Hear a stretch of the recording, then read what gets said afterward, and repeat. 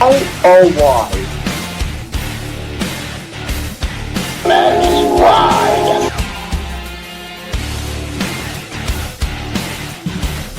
What are you doing?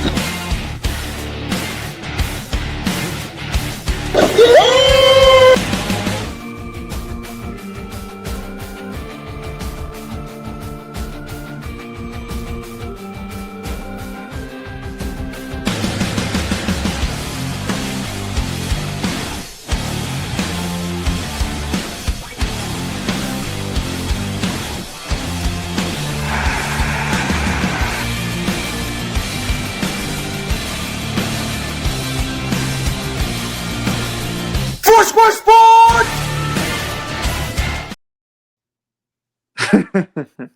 Okay, if you followed me on Instagram, there were lyrics originally, but then I found out that my voice was cracking every now and then, so I had to take the lyrics out.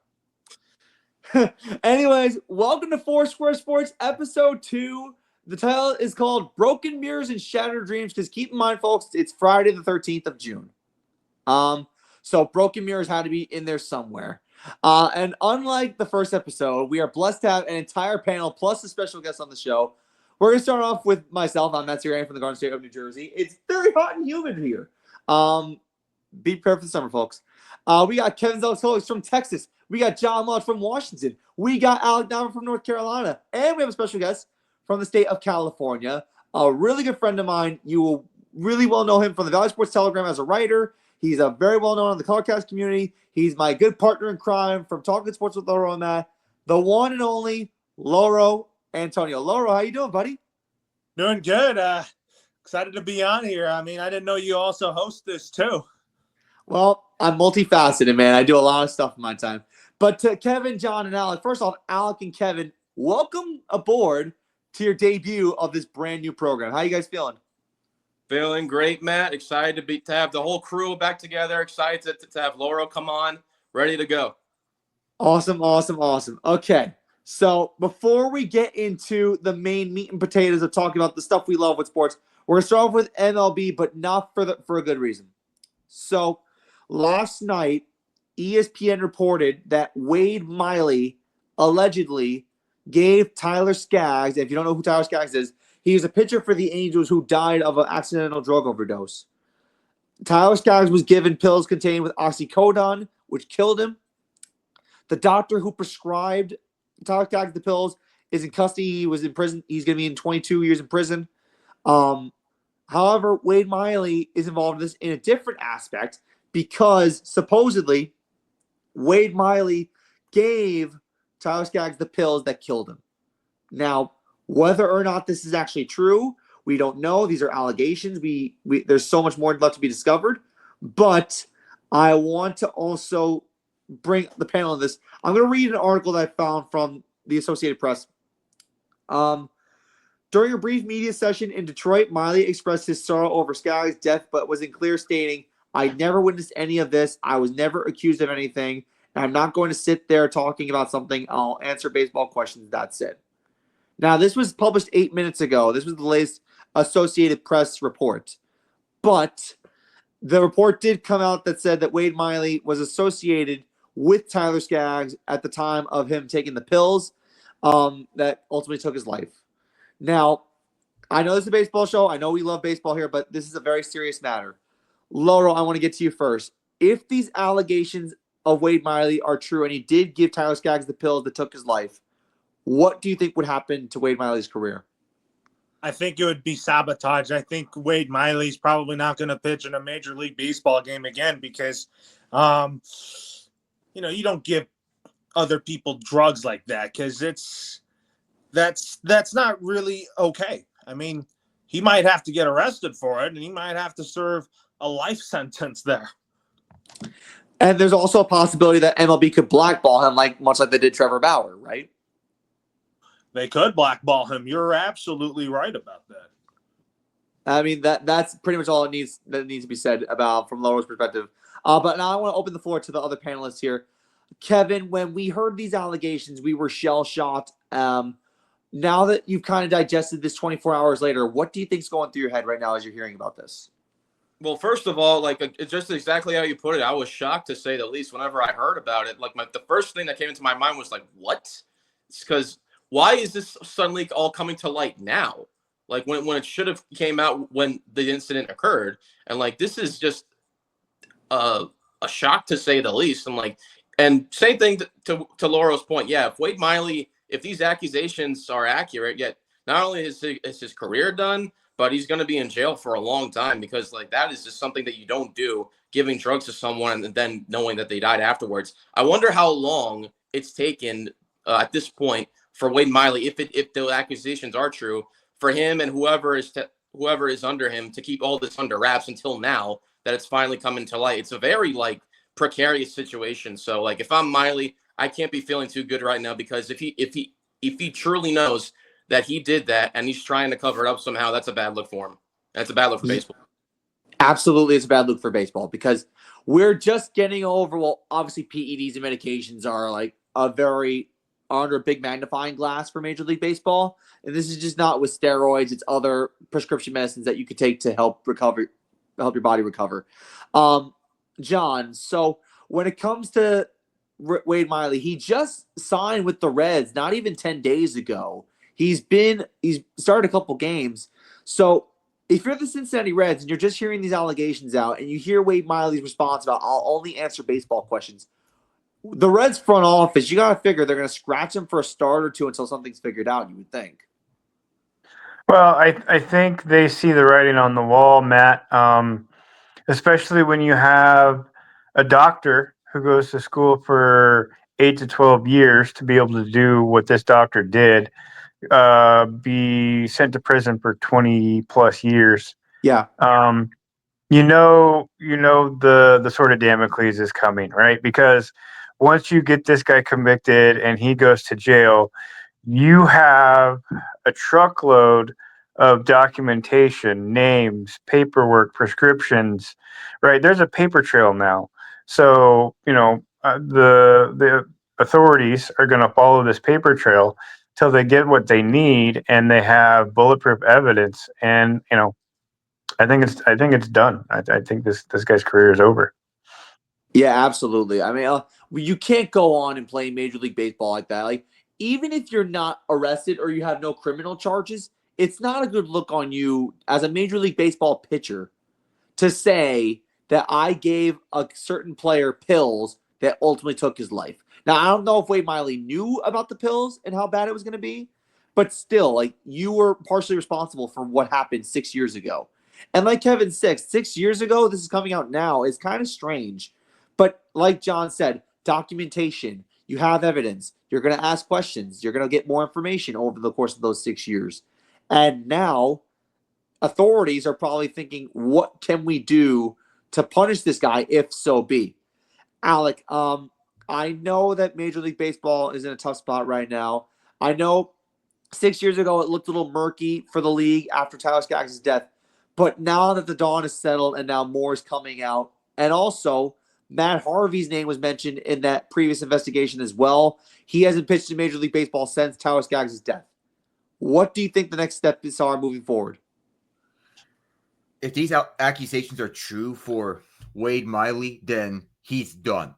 The next step is the prosecution and the legal process for all the proceedings. If it's true that he is part of this, then he should serve jail time, of course, because that I know for a fact that he may or may not have known about it, but that's just involuntary manslaughter if that is the case. If you just give him pills to try and treat him something and you don't know it's the pills that went on to kill him in that case. This is involuntary manslaughter in such a case. And I know for a fact he was recently picked up by the Reds, but Yeah. it's the fact that but I know he this focus is baseball, but nonetheless, with the way that he answered, I don't have the words for it. It's not a good look for Miley. And Matt Harvey, as we're talking about it, with Wade Miley being involved in the court documents that were just filed. Yeah. The document was later removed from the court's online portal, but I have no words. Yeah. It's truly a bizarre and somewhat disgusting situation. I guess they're always having some internet problems. I'm very flabbergasted that Major League Baseball has handled this the way it has. And the reason why is because we've seen time and time again certain situations be handled. And I'm not a politician, I'm not running for office, but what I am going to say is drug use, whether it be prescription meds or regular drugs, whatever, there needs to be a crash course in every business in America on how to handle prescription meds or drugs or any type of drugs in general, because you can't just do what Alex said, which is involuntary manslaughter. You have to be more aware and more in sense of what's going on around you. And it's common sense. Like, Wade Miley probably knew, even if he didn't know the pills were deadly, he could get arrested for this. And now it's like, where do you go from here if you're Wade Miley? Like, do you think the Reds are going to release him? Laurel, I know I mentioned Trevor Bauer for a second, but when Trevor Bauer's allegations came out that he assaulted his wife, he was blackballed immediately. And with Wade Miley, do you think Cincinnati's going to step in immediately and say, hey, you can't be around for a little bit? I think that's what the case is. I think you might be right onto something because, you know, he might have to be suspended for a game or two. Yeah, very, very possible. As soon as more information comes out about this Wade Miley incident, we will definitely pass on the information to you. Keep in mind, we are going to be on top of this all as much as we possibly can.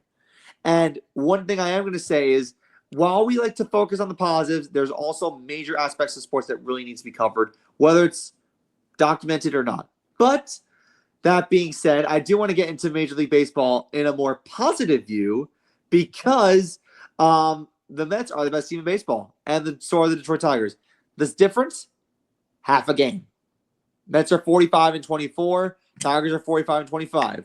Now, one thing I want to mention to people who are Tiger fans, Tigers are trying to build a team to contend for a title. This team is dominating in their division. They have a phenomenal pitching staff. They should be happy they got Jack Flaherty back.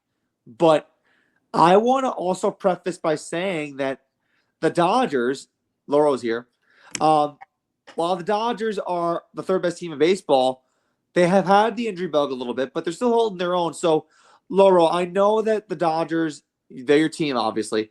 They're the third best team in baseball. They don't have the tiebreaker over the Cubs and Mets.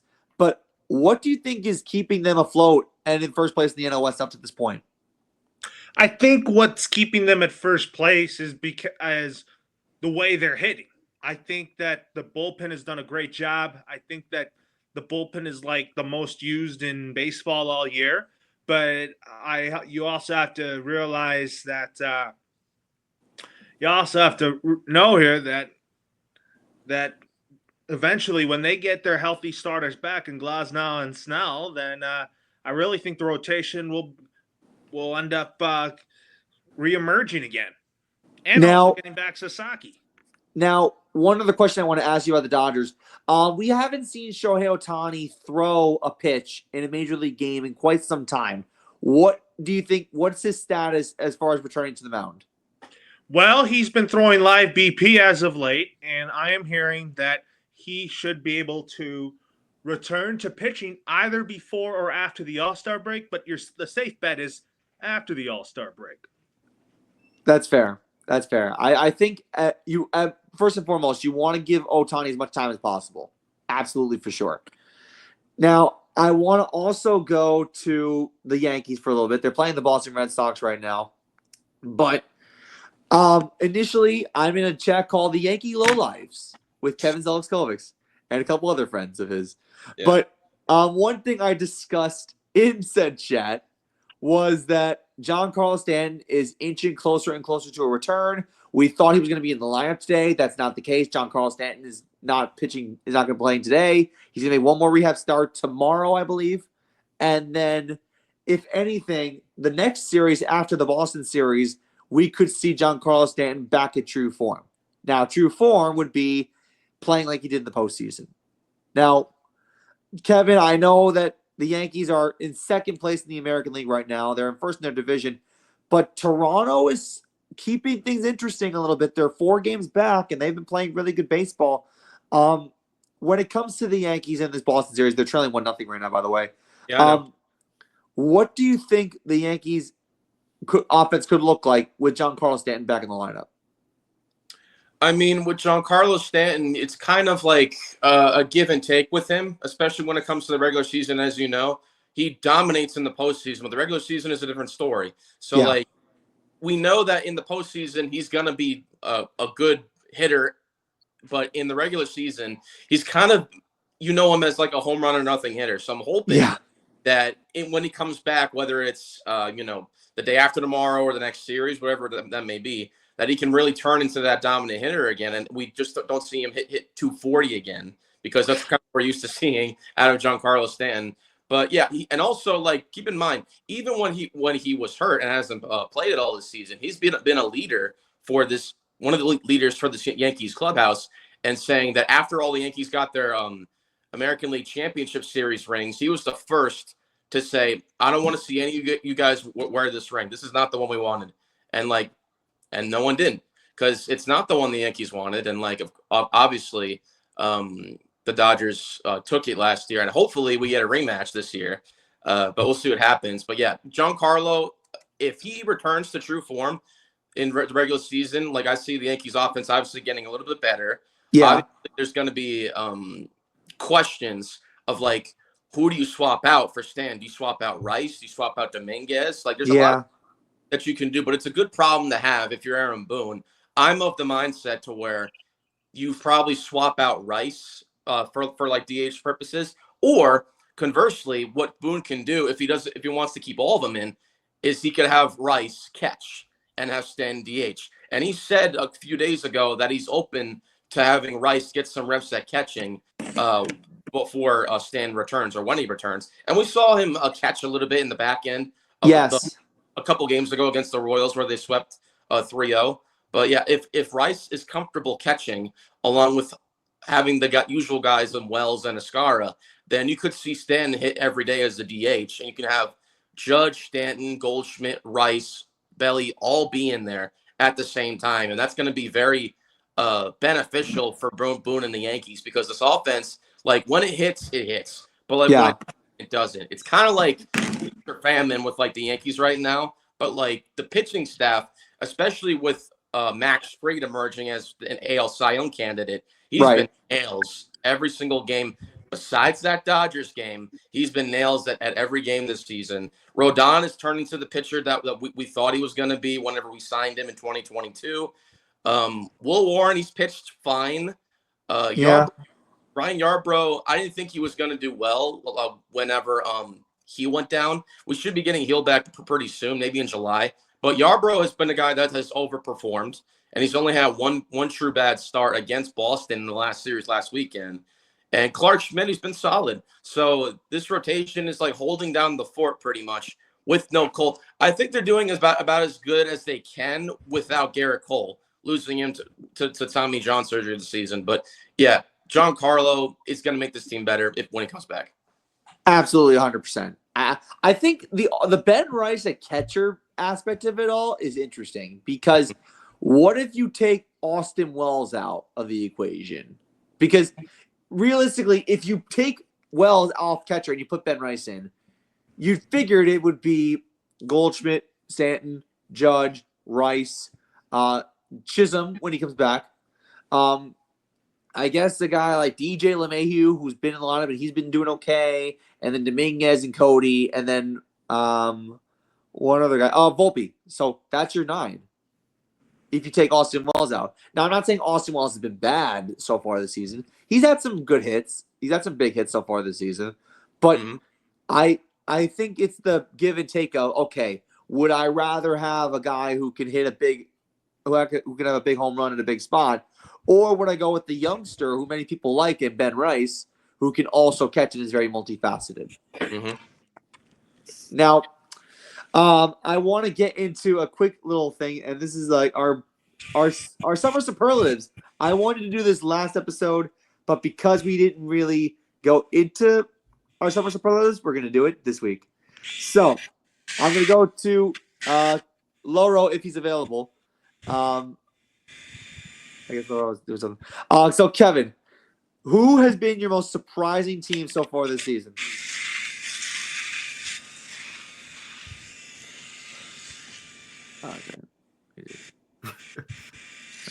Suspense is killing us, Kev. Oh, you're talking to me? Oh, Yeah. Okay. Most surprising team? Yeah. Okay. Most surprising team. Good question. I've had a couple of scenarios in my head whenever I first saw it. At first, I was gonna say the Twins, because even though they're in like a division where where you have the Royals, the Guardians, and the Tigers, they've still been holding their own pretty well, I would say. But I'm gonna go with the Cardinals. The Cardinals. We take a look at the Cardinals. I think that they're one of the better surprising teams because of their defense mainly. Their defense is one of the best in baseball, and they have a solid lineup top to bottom when you have a bunch of young guys. And the Cardinals, they don't really get a lot of looks because of the division that they're in. They're in the same division with the likes of the Cubs and Brewers. But the Cardinals have been more surprising to me, to say the least, because I think of their defense, and I think that they're overperforming, at least to me so far this season so far. So I'm going to say Cardinals. Awesome. Okay. Now, John, who's been your your biggest disappointment this season so far? I'm still going to go back to the Orioles. I think Baltimore, they're firing their manager. The disarray they have at pitching. I think my expectations were a lot higher for Baltimore than the team that they put on the field so far this year. Okay. Now we're gonna go to Alec next. It seems like Loro's having a little bit of difficult. No, Loro's back. Okay, so Loro, who has been your most overrated team so far this season? I think the most overrated team is the San Diego Padres. I think the media hypes them up a lot. I think that the Padres are a solid team, but I just don't think they're a super team like what people are saying, because, the Padres have stars in their lineup: Tatis, Machado, Merrill, Cronenworth, Cease, Suarez. I mean, their team is good on paper, but I just don't think they're as good as the Dodgers. I think they're well managed by Mike Schilt. I mean, and the Padres at times can be the luckiest team in baseball. They have. I love the pride in the Dodger fan. I love it so much. Alec, I mentioned overrated to Loro. Who's the most underrated team this season? People talk about underrated as in one that is slept on, and one that could be on the rise, one that is very sneaky. If we're talking about underrated, one team that's pleased me, and it may be in an ironic sort of way, we may have mentioned this earlier, but Toronto, I feel they're the most underrated team right now. John mentioned the St. Louis Cardinals, so that team is already taken. So I want to go with a different route. That is the Toronto Blue Jays. The way that they have bounced back after last year, I'm amazed. All right, so you have Bo Bichette having a bounce back year. Of course, he had a tough season last year, and he will be due for a bounce back. The Vlad Guerrero contract is about to kick in next summer, and he looks rejuvenated right after signing that extension. So solid. A .278 batting average is, of course, down from last year, but still nonetheless respectable. Ernie Clement is stepping up big time. And who would have thought that Alejandro Kirk would be batting a .325 at this point? Not me. George Springer still has some gas left in the tank. I know the only miss has been Anthony Santander, but when you have Andres Jimenez playing defense the way he has been, that's a good thing to have. Jose Berrios and Chris Bassett, Kevin Gausman, that's a nice pitching trio to have for Toronto. Now, if only they can get an extra push, then they'll be good. Just get an extra push if they were to add to this core. Don't just stand pat. Yeah. I think Toronto, they've made things interesting in the AL East side of things. I mean, I didn't picture them being a wild card team at this point in the year, but they've really stepped up. I think paying Vlad Guerrero Jr. was the absolute jolt of energy they needed. Now, whether or not they're going to be able to pay Bo Bichette at season's end is another question. I think it's going to be a lot to keep Bo Bichette in Toronto. But either way, like this team is playing really well. I think getting Anthony Santander definitely helped. Now I got the most complete team. I mentioned their names before. They have the second best record in baseball, and they're in the conference of the Yankees. And I'm honestly scared of facing this team. I got with the Detroit Tigers. This is a team where the pitching is excellent. They have the best pitcher in baseball in Tarek Skubal. Jack Flaherty coming back, I think, only added to their rotation. Now, imagine if they had him in the MLB postseason and he wasn't a Dodger. They probably would have beaten the Guardians. And then you also got like good contributing hitters like Kerry Carpenter. You have Spencer Torkelson doing well. Gleyber Torres having a really nice season for the Detroit Tigers. Sucks he couldn't do it in New York, but I'm happy for Gleyber, not for nothing. I'm happy for him. But this team, you don't want to face because they're going to find ways to win. They're young. AJ Hinch, even though I don't like him for the sign stealing scandal, he's managed this team very well. And I got to give him respect they deserve. I'm going with the Tigers as my complete team. You forgot to mention they have Tommy Kahnle as well, Matt. And Tommy Kahnle, too. Oh, God. Yeah. Riley Green is a beast. Yeah.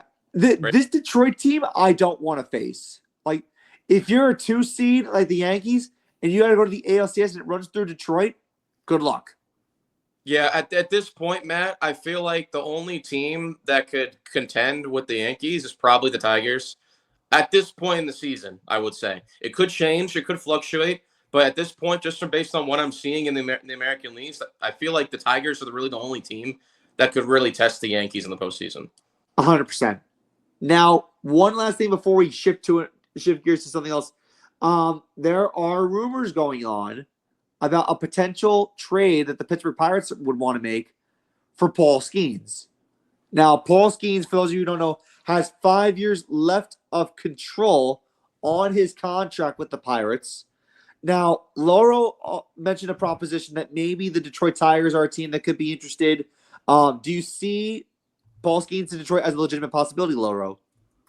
I'm going to say no trade as a possibility for Paul Skeens because I've heard that many sources, like John Heyman says, that the Pirates have no interest in trading Skeens. I know that the Pirates are not in a good position to win right now, but I'm like, the Pittsburgh Pirates just need to find a way to build around Paul Skeens. It's fair. It's fair. The fear that Pittsburgh Pirate fans have is he goes to a contender and helps them win a title. And yeah, that's my fear too. And go ahead. Yeah, in fairness, Matt, yeah, that's my fear that if he goes to contender and he helps them win a title. And of course, as Laurel mentioned, that we need to find a way to build around him. But I'll have to add that the best way possible to build around him is if Bob Nutting sells the team. And we get a new general manager that's not named Ben Cherington, because his tenure has not been all that good to us. I mean, yes, we did lend Isaiah Kiner-Falefa and Spencer Horwitz. That's not enough. You need to build this bullpen. It can't. You can't have this relying on the backs of David Bednar and Colin Holderman, because eventually their backs are going to break. Would you be really surprised that their backs are breaking right now? I'm not. Now, also, one more thing about the Pittsburgh Pirates really quick. I believe Andrew McCutchen is now the leading home run leader in Pittsburgh Pirates history. Am I correct? I believe so, yes. Wow. Think of it. He's going to retire with that team. I respect his loyalty. I was going to say, good for him for staying loyal, because there's very rare and few players like Andrew McCutchen who wants to retire with the team that he had the most success with. So kudos to Andrew McCutchen. Hey, listen, I respect him. I remember he came to the Yankees for a cup of coffee, and then he just kind of went back to Pittsburgh. It's whatever. I respect him. I have no ill will towards Andrew McCutchen whatsoever. All right, so now we're going to get into the NFL. And the reason we're going to get into the NFL, we have a major story breaking out, and this is in Cincinnati, Ohio. So for those of you who follow the Trey Hendrickson situation in Cincinnati, it's a debacle. So latest report that came out of Cincinnati was Shemar Stewart, their first-round draft pick that they had, is not attending mandatory minicamps, and he does not have a contract. Now, this is the problem because we mentioned before the show even started, we talked off air, that Mike Brown has got to be one of the cheapest, most arrogant owners in the NFL. Now, we've talked about guys like David Tepper, who's a major fanboy, Jerry Jones, who's just arrogant and rich, but Mike Brown is just cheap, and he's just inconsistent. Like, the amount of things I can tell you Mike Brown did as owner of Cincinnati.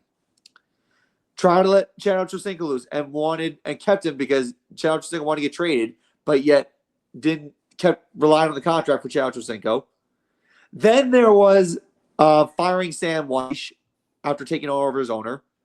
And then the 90s, where the Bengals were a dreadful, dreadful team in the 90s. Stabbing defensive players in the back, not being loyal to Marvin Lewis, among other things. But this whole Trey Hendrickson thing, he might not even want to come back to Cincinnati at all. And remember, the Bengals had a terrible defense last year. The least you could do if you're Mike Brown is to be loyal to your defensive players and try to build a defensive unit around Trey Hendrickson. But, Laurel, I know we don't talk about Mike Brown enough. What has he done wrong throughout this whole offseason? You know, what Mike Brown did right was extend Jamar Chase and T. Higgins because he knows that those guys are loyal to Joe Burrow. But here's the thing. He doesn't invest on building a defense. Now, with the whole Trey Hendrickson thing, do you think he'll land another home before the season starts? Or do you think he's going to hold out for as long as possible? I'm going to say hold out as long as possible because I think Trey Hendrickson wants a new contract to remain a Bengal. And now, as far as the Shemar Stewart thing, what do you think this sends a message to Bengals fans about when it comes to Mike Brown, that their first-round draft pick is not signed? It just tells fans that Mike Brown is cheap on certain players. 100%. 100%. Now, Alec has mentioned cheap owners from top to bottom. They all come and go as they please. But Mike Brown has been very, very, very cheap, as Laurel has mentioned. Alec, I know we've said it before, the Bengals are just shooting themselves in the foot. And you said a take about 2021 that I think I want you to rehash. Go ahead. Mike Brown is single-handedly slamming the Bengals Super Bowl contention window shut right on their faces. 2021, this feels that their Super Bowl run in 2021, it now feels like ancient history now with the way that the Bengals are being managed by Mike Brown. And it's not helping that, yes, you mentioned Trey Hendrickson. Yes, the Shemar Stewart debacle is another thing about this, but these are two different things. It's one thing to piss off a franchise player. It's another thing to piss off his potential replacement. Yes, I know you're adamant on giving Hendrickson a new contract, but the way that you mangle things up, not only with him, but also Stewart at the same time, they both play the same position. What is there to talk about? And I thought the Steelers were a cheap team. The Bengals saw this as a challenge. Historically, Brown has been amazingly cheap. And it's just maddening to the point where it's so impressive. I've never seen such a football owner be even more cheap than he has. And then you can't even give Jermaine Pratt a new contract. So he said, that's right. He said deuces after he saw the offer and then went, Viva Las Vegas. Viva Las Vegas. With that in mind, he's a Raider. But it's a damning testament already with how Brown is refusing to build on the defense. Who needs defense when you got Joe Burrow, Jamar Chase, and T. Higgins? What could go possibly wrong? We need only 3 guys on a team. What can go wrong will go wrong. And that's the personification of the Cincinnati Bengals. Well put. Well put. Now, we mentioned T. Higgins got extended. We mentioned Jamar Chase got his contract. Now, if I'm the Cincinnati Bengals, if I wanted Trey Hendrickson to get paid and you wanted to build a competent defensive unit, here's what I would have done. let T. Higgins walk. Use the money you have to build your defense so you can sign Shemar Stewart, give Trey Hendrickson a good contract, have a good competent defensive unit, and then using your other competent receivers like Andre Yosevas, you can still have a good offense. To me, it just makes they say think smarter, not harder. Mike Brown did not think smarter. He thought too hard. He did. That he thought way too much just because he got scared of losing Higgins to, say, a team like Atlanta. So the signing, I think he panicked with signing T. Higgins. He panicked. Absolutely. He absolutely did. And the worst part is the Bengals last year had one of the best offenses in the NFL. Joe Burrow would have been an MVP candidate. But what's the number one thing they say in football, John? Defenses don't win football? Oh, you're close. Defenses win Playoffs. and championships. But yes, they win championships. So Kevin, I'm going to come to you next on this one. So keeping T. Higgins looks like a plus because you keep your offense intact. But the Bengals have to go into shootouts every game now. Their defense might be like a simulated Madden. I'm serious. Like, you might be able to simulate the Bengals defense in Madden before they even get on the field. It's just that bad in Cincinnati. Now, I know, like I said, keeping T. Higgins looks good on paper, but if you're telling me that, you're not going to have a competent defense and all your defensive stars, you're just going to release them or not even sign them, then what's the point? Right. Where do you stand on this financial aspect that the Bengals have managed throughout the offseason? Yeah, I think it's just like idiocy from Mike Brown as far as I'm concerned, because not only are you refusing to give Trey Hendrickson the contract that he deserves, you're also just not giving Shemar Stewart your first draft pick a contract as well, which is completely idiotic. But yeah, it's an interesting point you brought up, Matt, about letting T. Higgins walk to try to boost the defense. And keep in mind, T. Higgins is your wide receiver 2, not your wide receiver 1. Walking up Chase was the thing you had to do, and you have to solidify that defense in some way. And so that's 2 defensive guys that have not signed a contract yet that you could potentially lose, or they can hold out, whatever they choose.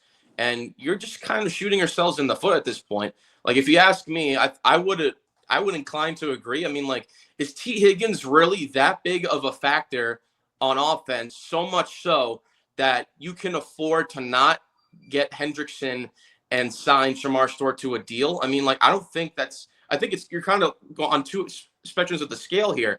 Here you have the offense and here you have the defense. When it should be like right here. You should have balance both. So I think, yeah, you have to solidify the defense in some way. And if this cheap mindset of not wanting to go defensively minded and going solely on the offense is lunacy, because you could have a good offense, but if you can't prevent a team that also has a high scoring offense from scoring, then it's going to be tough to win, especially if you're the Bengals. I don't care if you have Joe Burrow, the offense is going to be there. Let's not get things. Yes.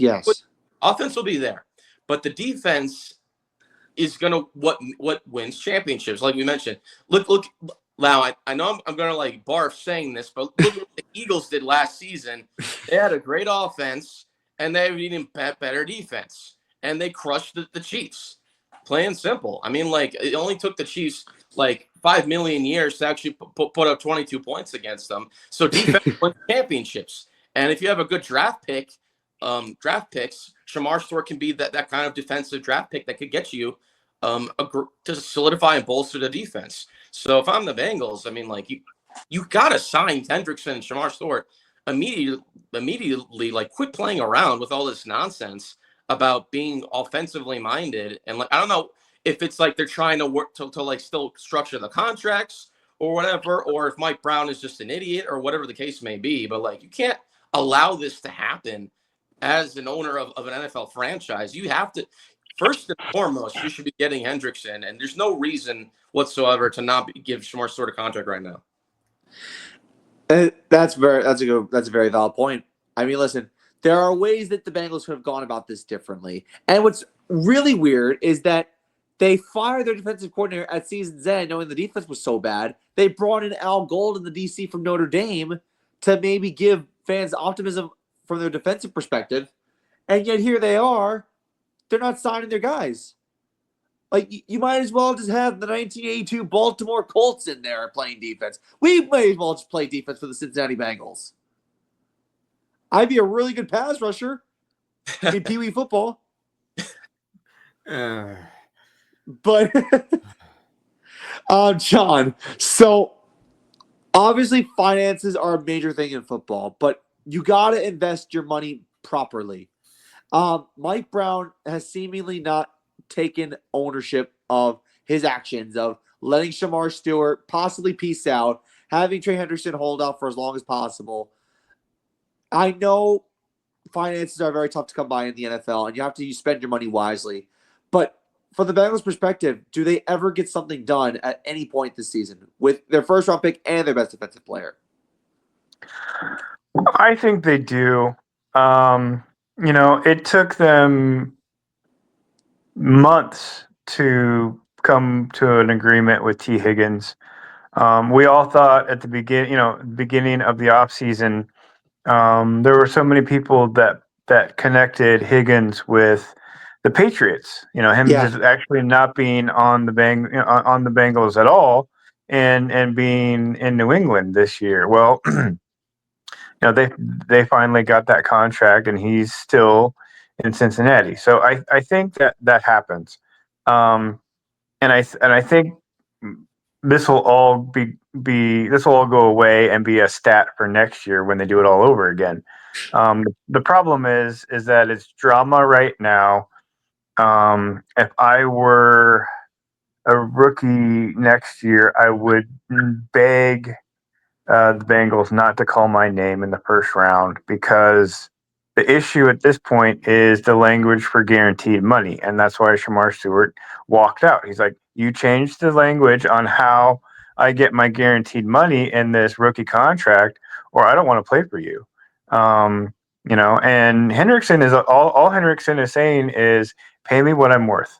I'm a sack leader. I am the biggest person on your defense that you don't want to pay for.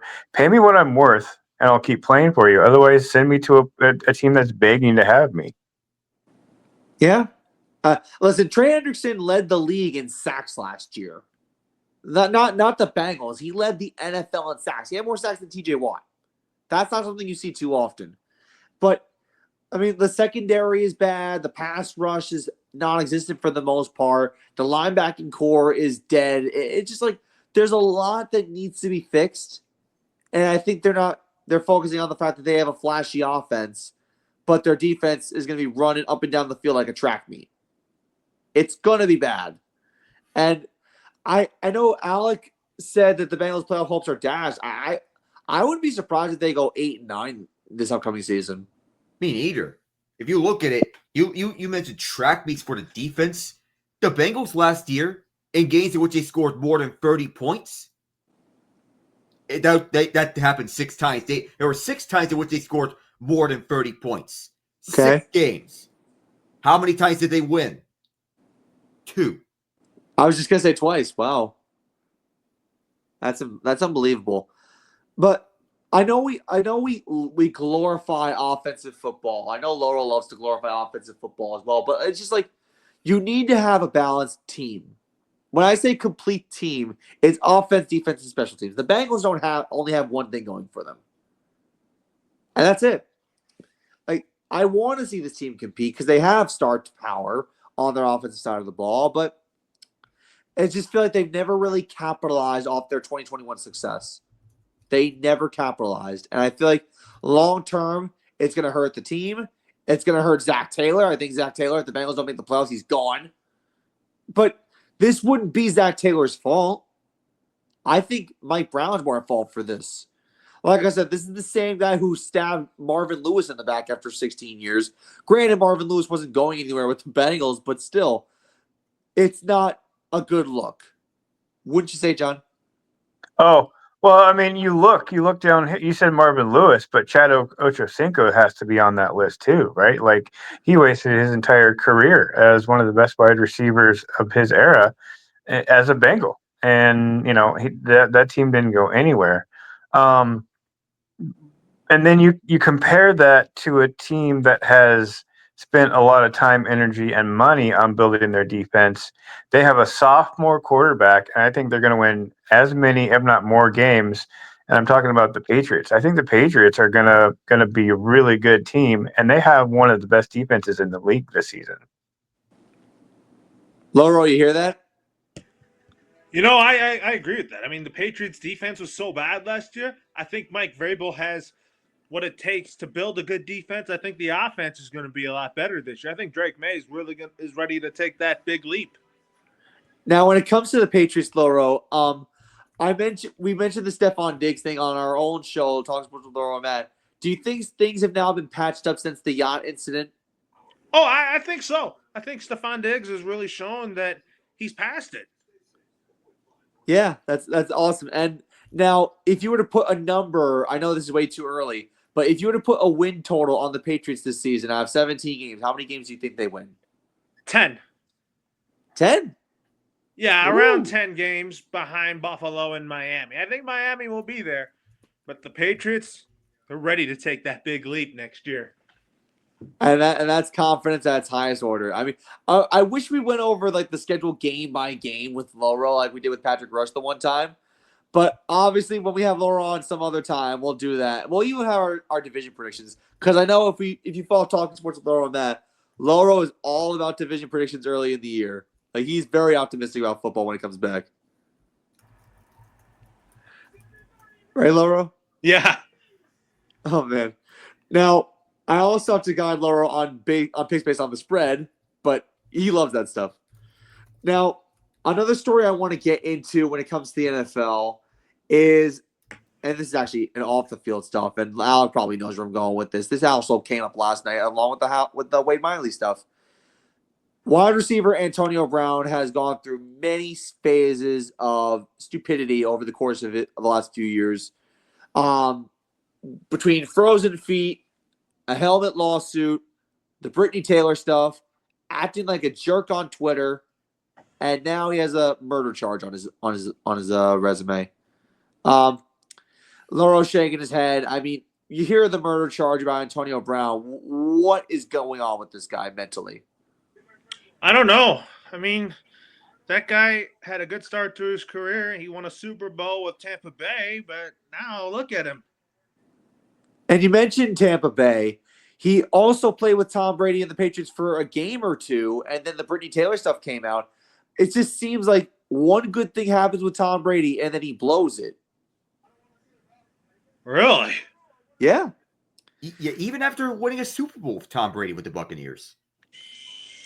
It's kind of a shame. It really is a shame. And the problem is, and I'm going to come to Kevin on this one. We've seen the saga of Antonio Brown. It all goes back to the Raiders. Now, I'm not going to blame Vontaze Burfict, okay? I'm not saying his name is involved in this. But think of it. You basically have ruined your reputation by sexual assault, by saying stupid things on Twitter, by embarrassing yourself on the field, taking your jersey off and telling the fans to get loud while you're shirtless, leaving the field at MetLife Stadium, and now you have a murder charge. Like, this guy went from being a very promising receiver and possibly a Hall of Famer if he had stayed clean to now a convicted felon. What do you think, Kev? Yeah, I mean, you could also go back as far as, like, remember when, like, Antonio Brown had a breakaway catch and he was running for a touchdown and he jumped and kicked somebody on the Browns? Yes. Remembers that when he was still with the Steelers, when he was in his prime. But you can go as far as back as that and kind of see this, like, behavior where it starts for him. But, like, something is not right with him mentally, because there's just not a lot of ways that you can describe a person like Antonio Brown based off how, like, just unhinged that he is. I kind of make a slight comparison to like Kanye West, because they're both like the same person mentally when you think about it. Like Kanye Very West similar. is not in the head too as well. But yeah, with Antonio Brown, it's just dumb. I saw the article about like when he got the murder charge, and I read about it, and like apparently there was no official like arrest made. Apparently the judge has him with a $10,000 bond, and like they're gonna try to get him under house arrest until the Wow. trial. And I saw like the alleged videos for supposed evidence on him. He had a fight, and then he pulled, and then when the fight was already over, he took a gun from a security guard and then chased down the guy who was done fighting with and fired two shots, and luckily missed him, because if he would have hit him, then it would have been much worse for him. It would have been straight up murder. Like great attempted murder. That's literally first degree murder. So I don't know what the hell is wrong with Antonio Brown. I mean, like there's something wrong mentally with him, or like maybe he just is sad that he can't play football anymore because of his antics, or whatever the case may be. I do feel like something is going on with him, like mentally and emotionally, that we don't know about, that's going on in his head. But whatever it is, he's got to like work it out or whatever, because this is not the first occurrence that we've seen Antonio Brown like try to like do something like this. But he's also like weaseled his way out of stuff like here and there. All I'm thinking is, I don't think he's gonna get like thrown in jail or something, because of like just the way that like he weasels himself out of situations. I'm just curious to see how's he gonna get out of this one, because like with Wade Miley, with those accusations, he's getting put in jail. But because I feel like it's a different scenario when it comes to like the status level of like certain players. Like you look at Wade Miley and Antonio Brown, who's been the more like influential player out of those two? You know what I mean? I feel like he's like, if he gets accused and like he gets in trouble, he's going to be in jail. But if it's Antonio Brown, who's like a big figure and like as a receiver, he'll probably like get away with it somehow, which I don't like. I've never liked. Like I don't like there being like certain favoritism towards like superior players, or like where the status. If you get in trouble, like I don't care if you're Shohei Ohtani, like you get in trouble, like it doesn't matter what your status is. But Antonio Brown, he's got to work things out mentally, and like this is just another escapade in the Antonio Brown saga, if you will. All right, I thought that was really well put. I thought you hit the nail right on the head on many things about Antonio Brown and how nobody, no matter how much star power you have, is above the law. But now I got to go to Alec, because Alec has seen it all with Antonio Brown, and I can only imagine what's going on in his mind.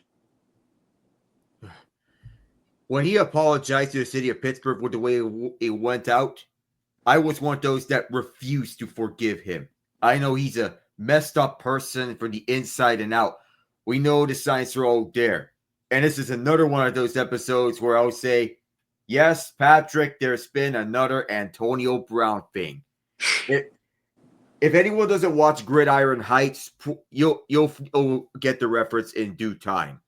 But this is obviously another chapter to what has been a downward spiral for him and what has been a complete destruction of his reputation.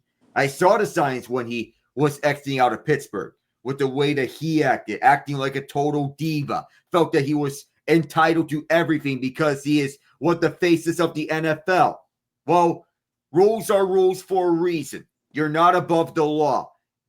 Everything is not guaranteed to you. You have to earn it. It's not given to you just because you have a good pedigree.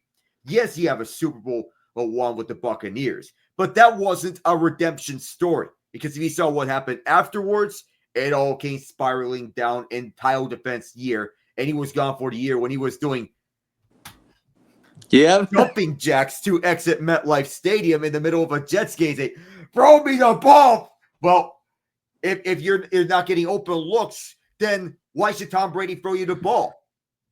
And how fitting enough for his other ex-Steeler teammate Le'Veon Bell to get the go-ahead to get the 2-point conversion the same game for the Bucs. But wow. Then again, as I always say, rules are in place for a reason. That and you have to follow a distinct culture. you cannot, and I mean you cannot, act like you are above the law with delusions of grandeur here and there. And this is another one of those cases. If you have delusions of grandeur, thinking that you are above everyone, play stupid games, win stupid prizes. Yeah. It's such a shame. And, those two highlights of his life in football came with Tom Brady. It's not just the Super Bowl, but his first game when the Patriots picked him up from the Raiders. Think of it. He had a game where he had 4 catches for 56 yards and 2 touchdowns against the Miami Dolphins. I remember that game like crazy. I don't know how I have a good memory of things, but still. He has one great game with New England, and then boom, Brittany Taylor comes up. And I think Tom Brady has got to be looking at this whole story with Antonio Brown and thinking to himself, why was I ever nice to this guy? Because you gave him a Super Bowl ring, you gave him a home, you slept in your apartment when you were teammates in New England. Like, it's just all over the place now. And John, I know I haven't really gotten your take on this whole thing, but like now this guy went from getting hit in the head and feeling sympathetic for him to asking for a new contract, not getting what he wanted, to frozen feet, to helmet bull crap, and now sexual assault and rape, and now, boom, murder charge. It just gets more and more serious every time. Well, I think the last clip of him on his way out of the NFL and that MetLife game is how I will always remember him, because he's just pieced out on life. He's pieced out on the world. He's pieced out on the NFL, and now he's piecing out on himself. I mean, that you haven't even touched on all the stuff that he's done since retiring. There's a lot of wacko, crazy things that he's done that have been underreported. And I think, I don't know if this is the beginning of the end, and if this is just the top of the landslide, or if this is the bottom and this to get serious and he goes to jail. I don't know the end of the book yet. To me, this has got to be the beginning of the end, because I know I didn't mention what Antonio Brown has done since he retired from the NFL. If you follow him on Twitter or X or whatever the hell you want to call it, the politically charged, vulgar, and offensive tweets he put out, I'm shocked this guy didn't get banned from Twitter. I'm very surprised. Not that again, Elon Musk enables this. I don't know even how he let that go. I don't know how you let that slide. It's just unacceptable. It really is unacceptable. And I think the fact that he's been given second chance after second chance after second chance with life, not football, with life. And he's ruined him each and every way through a stupid mean. And now I don't even know what's next for this guy. If he does go to jail, he needs to get help. That's the main thing he needs. He needs to get help. Serious mental help. So when we're done here, go look at the sauna story. Google Antonio Brown sauna and read that story. Now I gotta look up this after the show. Now you got my mind thinking. It's just a shame. It really is. It's the ultimate what could have been. Like I said, I'm not blaming Vontez Burfict. I'm not even gonna say his name in any of this, because he doesn't deserve it. Whether or not this guy goes to prison, whether or not he goes to a mental facility, whether or not he's in a straitjacket with someone in front of him, he needs help. If I was his lawyer, I'd tell him to plead the fifth. Yeah. Plead the fifth. Plead mentally unfit for trial. Pretty much. But it's kind of embarrassing, though, don't you think? It is Very. Oh, man. Wide receiver one problems. Wide receiver one problems, exactly. Okay. Now we're going to get into Alex's specialty. That would be the Stanley Cup Finals. Game 4, again, a doozy. Where the Florida Panthers score with less than 20 seconds to go after Edmonton had a 4-3 lead. They go to overtime, and Leon Draisaitl, his second overtime goal in the Stanley Cup final and his fourth playoff goal game, his fourth playoff game-winning goal in his postseason, which Alex said is a record. This series has been incredible. Like 3 overtime games out of 4. And game 3 was a blowout in favor of the Panthers, but it doesn't matter. It's a 2-2 series. Alec, what has impressed you the most about the quality of this series? You know how there are sequels that are better than the original? Yes. We look at sequels that are in terms of sequels that are better than the original in terms of music, games, movies. Well, let me show you some sequels that have been better than the original. Shook Ones by Mobb Deep, the second one that is. Doom Part 2, better than Doom Part 1. John Wick Chapter 4 being the best one of the series. Puss in Boots, The Last Wish, being the sequel to the first Puss in Boots movie. And now we get this. Panthers Oilers Part 2, of course, being 1,000 times better than Panthers Oilers 1. In the same way that Red Wings Penguins 2 was better than Red Wings Penguins 1. So, with that said, with what we're seeing here from both clubs, the Panthers, of course, we know the whole story. Physical forecheck, stingy defense, Sergei Bobrovsky standing on his head. For the Oilers, McDavid and Draisaitl doing their thing, but also they are every bit as good at 5-on-5 as the Panthers are, and they can match that. To pull off 2 wins over the Panthers in thrilling fashion is really a special feat to pull off.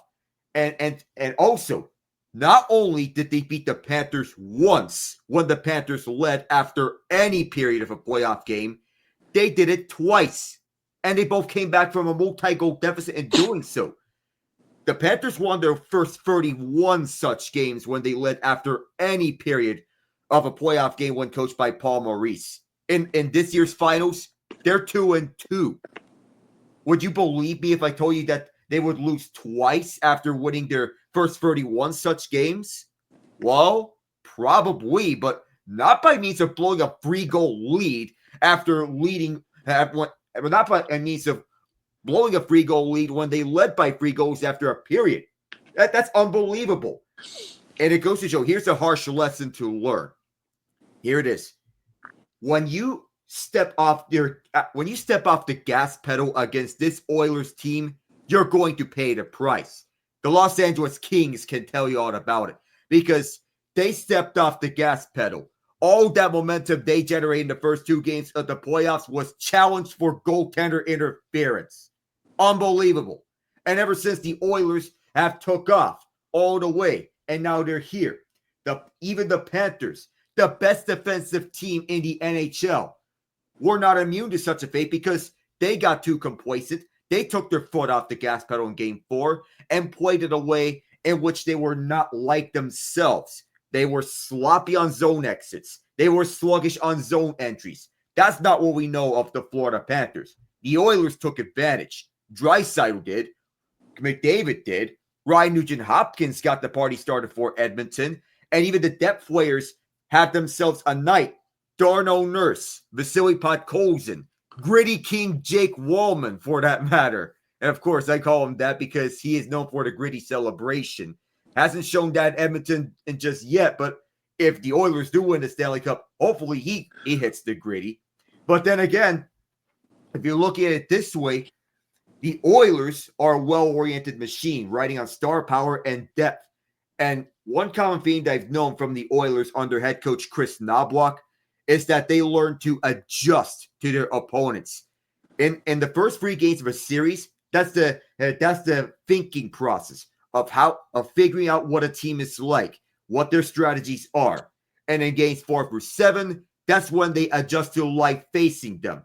They have only lost twice in 21 games under Chris Knobloch in games 4 through 7 when he is the head coach in a playoff series.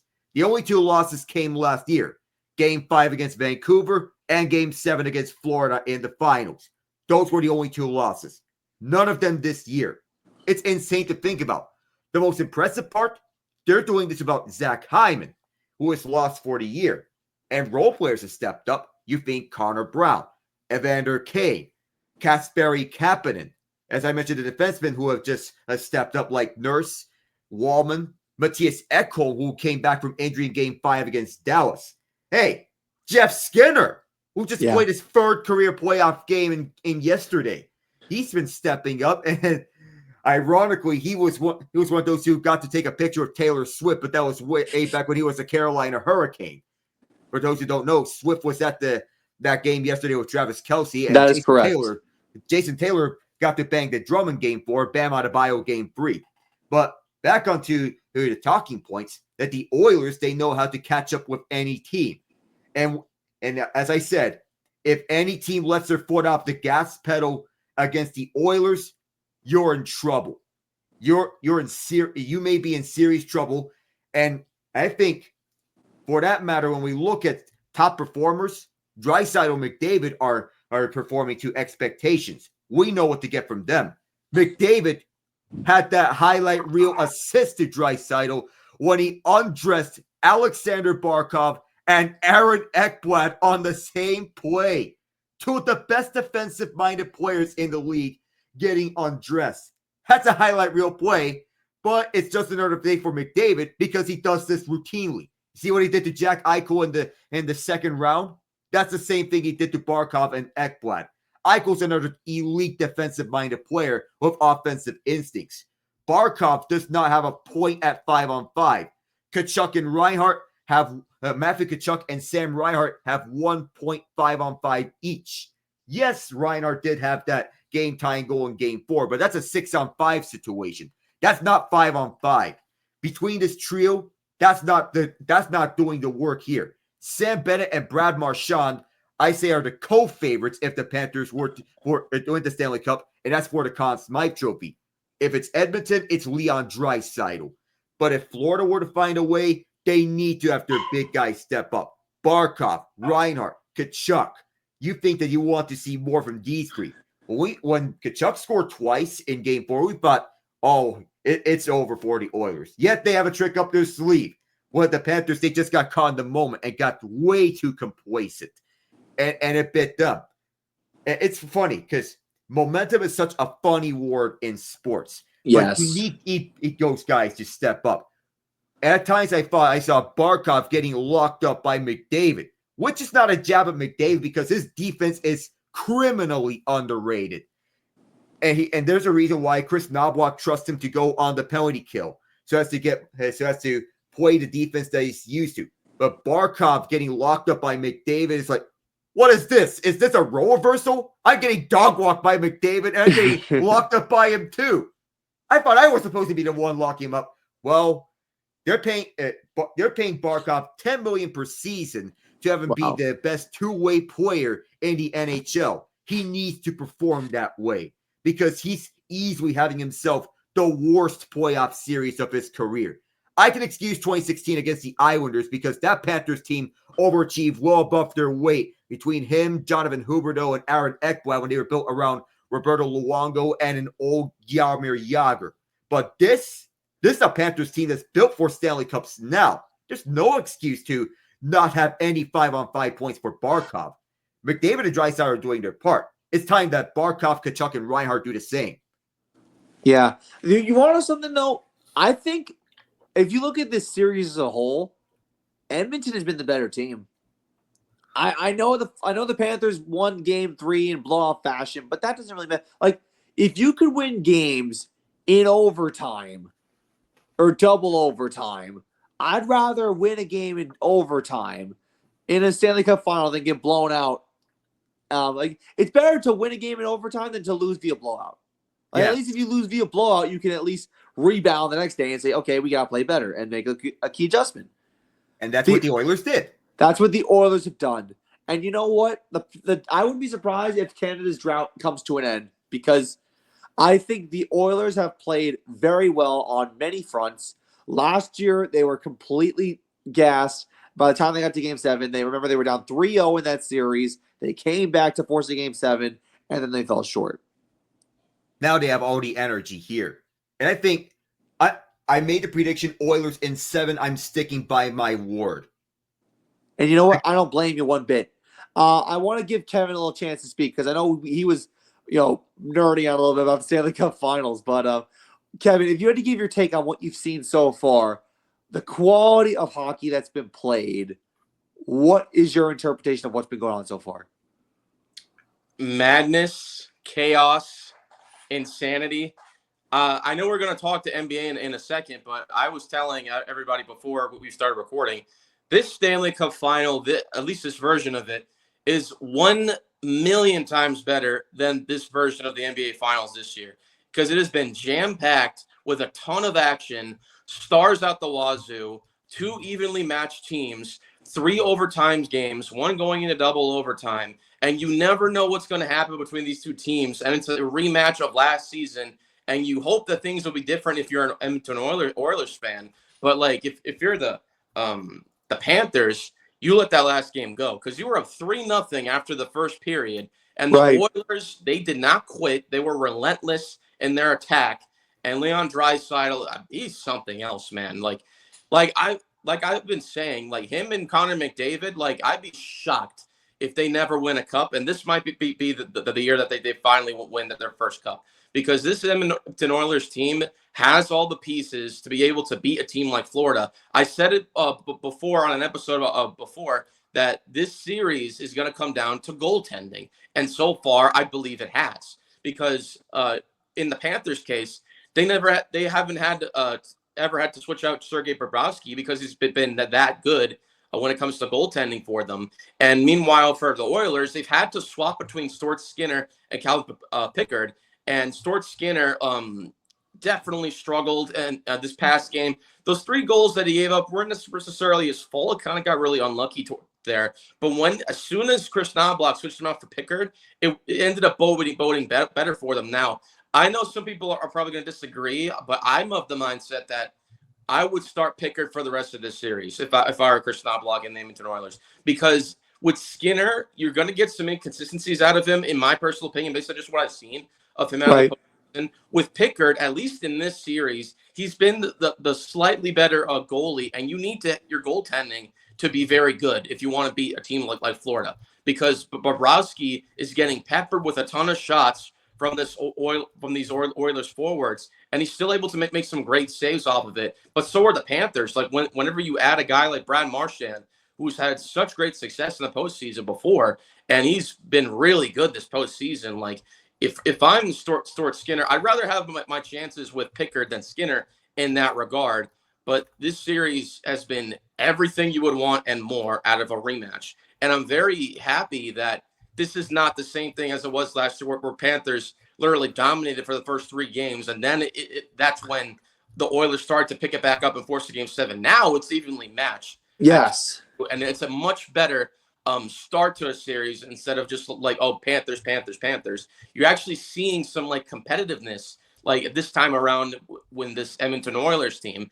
And I have no doubt that this series could definitely go 7. And I want it to go 7 because my eyeballs have been glued to this series like ever since it started, because I have been purely entertained. I'm like, oh my goodness, is it going to go overtime again? And like, who's going to score the overtime this time? Like we've always had like these like overtime predictions. It's like, it's fun. Oh, Alec would go crazy with the overtime predictions. Yeah. And like, it's fun. And like, I was telling Alec this, that Sam Bennett miss off the top of the post, that close from the Panthers taking a 3-1 lead. And we would be talking about, I have a different tone and a different conversation here.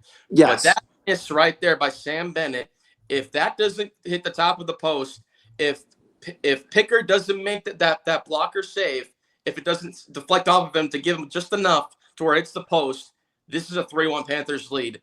But it misses, and the Oilers were able to close it out. They didn't quit, and Leon Draisaitl has been that guy for a long time, and he's been the guy for the Oilers this postseason, especially in the Stanley Cup Final.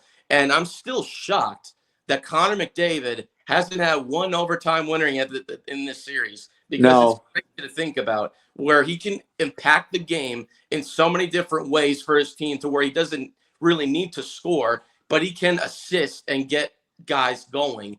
And whenever he can do that, you know you've got a dangerous player and a dangerous team in the Edmonton Oilers. So I have been so glad about this series. So I can't say nothing more about it because I've just been speechless.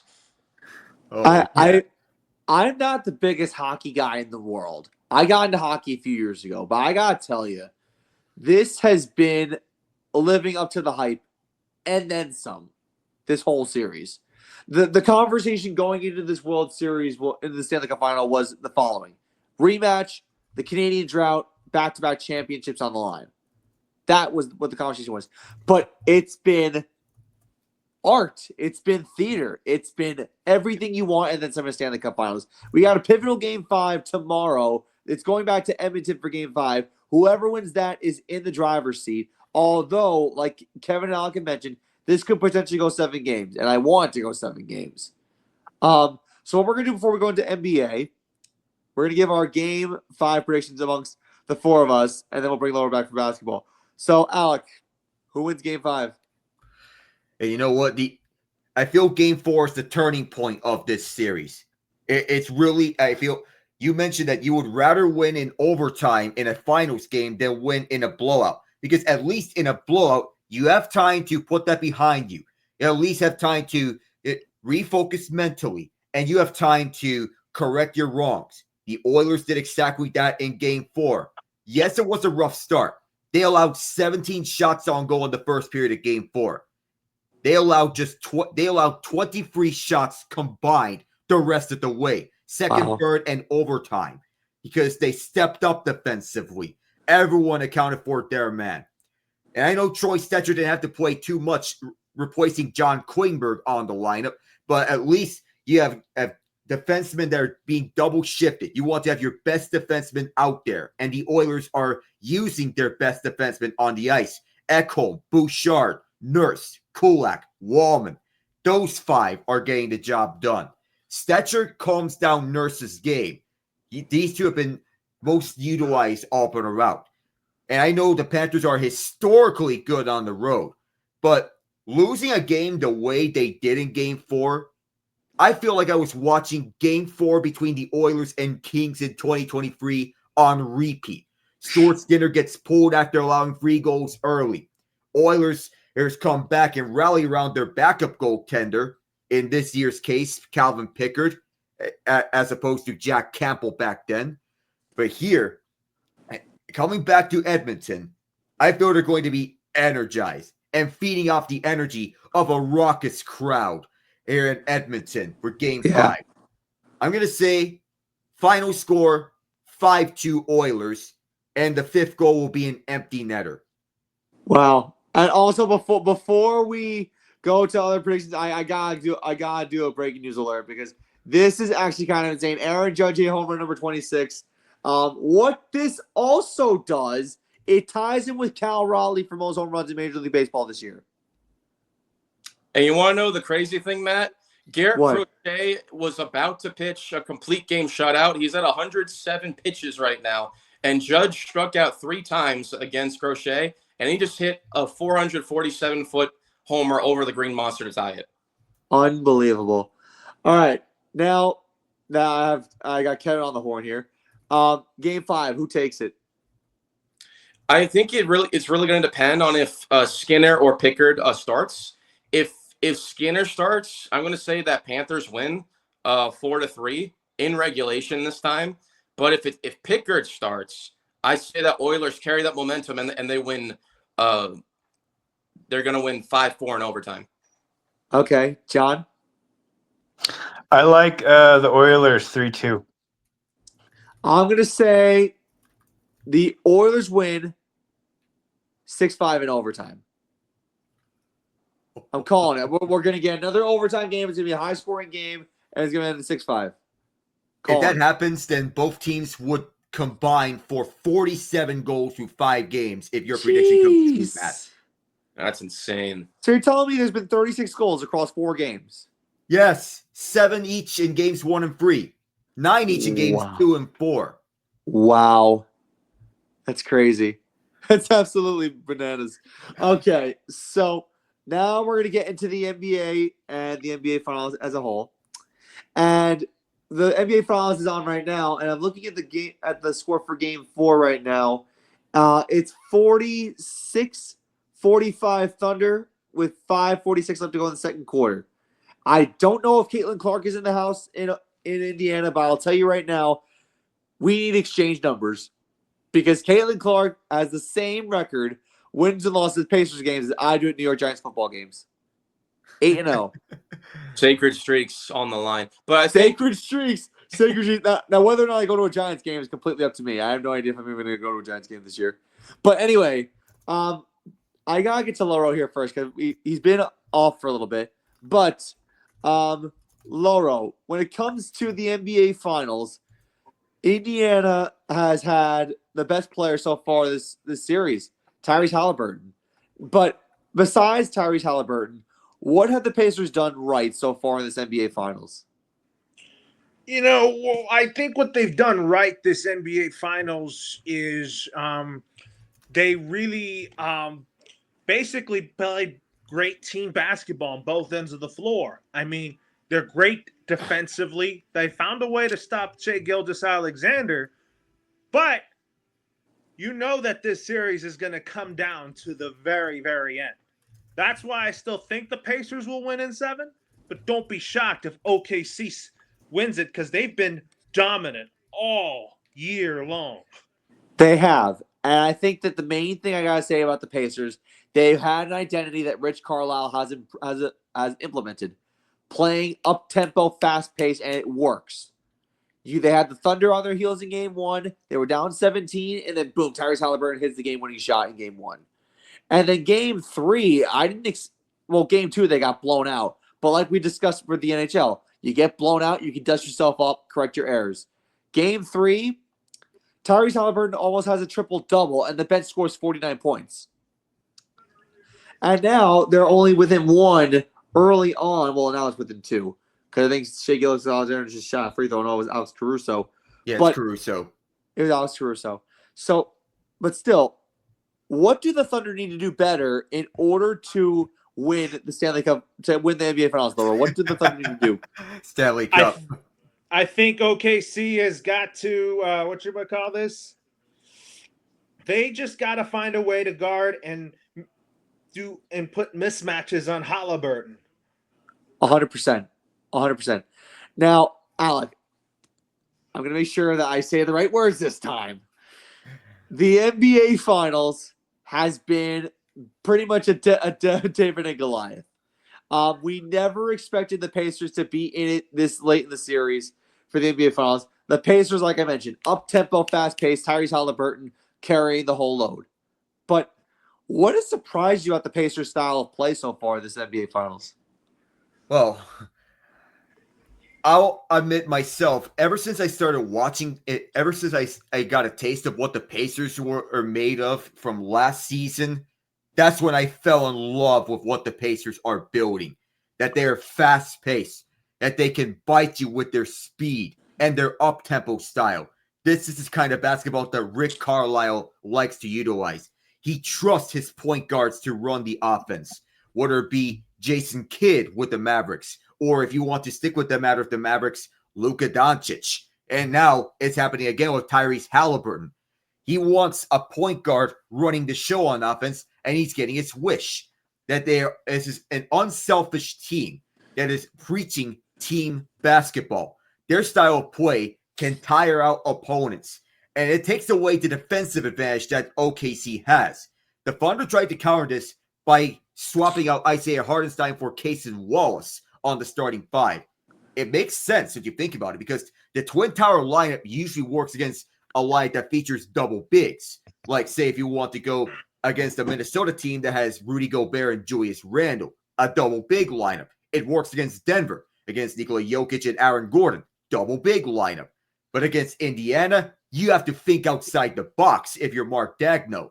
So you have to go with exotic looks. And Daigneault's known for exotic looks defensively, as he has been throughout his coaching career. But against Indiana, whole new challenge. After the Cleveland series, it came to my light that the Pacers were a bad matchup for the Cavaliers. The Cavaliers dominated every other opponent at home court, except the Pacers, who they just can't seem to figure out, because the Pacers, they burnt them with their speed. Same thing as they burnt the Bucks with speed. They burnt the Knicks with their speed. It's Sorry, the common Kev. theme. So it's a common theme around Indiana. Plus, they also have the personnel to match up with the Thunder. And you can bet that they have fresh legs coming up. For every Alex Caruso, you counter with a TJ McConnell. For every Cason Wallace, you counter with a Ben Shepherd. If you have a Jalen Williams, you counter with an Aaron Nesmith or a Pascal Siakam. Siakam's been here. He's done that before with the Raptors in 2019. He's no slouch. He was arguably their second option on that Raptors team when they had Kawhi Leonard. Kyle Lowry was their vocal leader. For a championship team, you need to have a vocal leader. Both teams have vocal leaders. And for the Pacers, that's Tyrese Halliburton. You could also argue Miles Turner, who's seen through it all, between Paul George, Oladipo, and Sabonis, and now Halliburton, who has a new nickname, by the way. I know the fans have decided on a nickname that I'm not going to say because it's not PG-13 rated, but the other one that ESPN is promoting, The Moment, because he's known for the big show, that for game winners, especially in the final 5 seconds. He's got four of those in this postseason alone. Final 5 seconds of fourth quarter or overtime. He's been insanely clutch. If you can find a way to split the Clutch Player of the Year award, hand one half to Jalen Brunson, hand the other half to Tyrese Halliburton. Well, kind of like that scene at the end of Mean Girls, where Katie breaks up the crowd and throws it towards the crowd. If you know what I'm saying. Oh, I know what you're saying. First off, the Mean Girls remake was shot here in New Jersey. Little fun fact, but so whatever. I know Kevin doesn't want to hear the name Tyrese Halliburton, but you can't deny it, Kev. He's good. He's just incredible. And The Moment is a good nickname because he's made for it. He's made for the moments. Whether it be in Madison Square Garden, whether it be in front of a ruckus Oklahoma City crowd, whether it be like he relishes in playing the villain. And I think that's his biggest asset. It doesn't matter the situation. It doesn't matter where the environment. He can get it done and he can execute. And I think that's what's made Tyrese Halliburton so deadly in these playoffs. And I know Knicks fans don't want to hear it, but you know what? You got to tip your cap to this young man. He's done everything you want and then some if you're Rick Carlisle. Yeah, I mean, I'll give credit where credit is due. I mean, Halliburton does have the abilities like player. I mean, like game one was a carbon copy of game one of last series against the Knicks, where he hit a clutch shot at the end. Game two was a complete blow up on OKC, and then game three, I'm going to even say wasn't even Tyrese Halliburton's game. I thought it was more so Benedict Mathurin and TJ McConnell's game, because TJ McConnell, he was really fast in his pursuit of scoring to the rim, and he was relentless after a made basket. He stole 2 inbounds passes from OKC Thunder, and like that. If the score was any closer, that might have been the difference of the game. And Right. Ben Mathurin, he scored more than 20? I think like 24 or something off the bench. So he had himself a career game there. So I think it was more so Mathurin, TJ McConnell carrying the way, but Halliburton was able to finally score after like a terrible first half. And his assists are what kept the Pacers within the game. I think that their defense is what won them the game as well, not just because of McConnell and Mathurin. I thought Miles Turner played excellent on defense, especially guarding Chet Holmgren.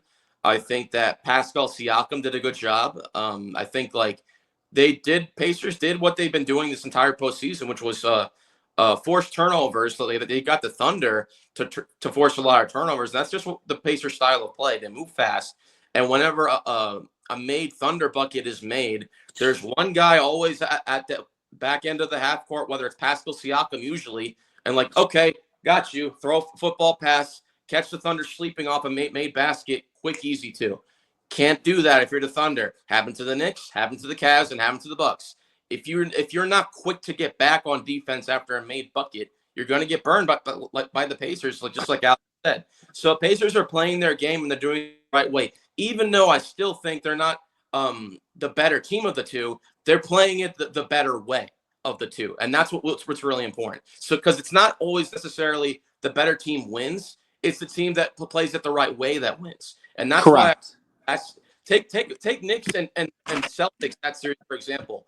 The Celtics clearly were the better team heading into that series, but they had clutch moments in that series with Bridges getting those last 2 steals in the first 2 games. The Knicks didn't quit, and they weren't necessarily the better team, but they played it the right way, and they caught Boston off guard.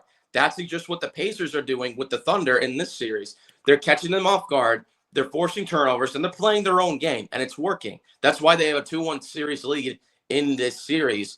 But I'd be shocked if the Pacers win this series in 5, because I don't think that the Thunder are going to go down quietly, because they've been a dominant force this entire season and this postseason, where I've stated directly that they haven't really been tested until that Boston series, and then after that it was just all Thunder in that Grizzlies series and all Thunder in that Wolves series, and now this is another test for the Thunder to see if they can respond tonight and tie it to 2, because if they can tie it to 2, I do expect the Thunder to go back to OKC and win the next game and go up 3-2, and then it's going to be up to the Pacers to see what they're.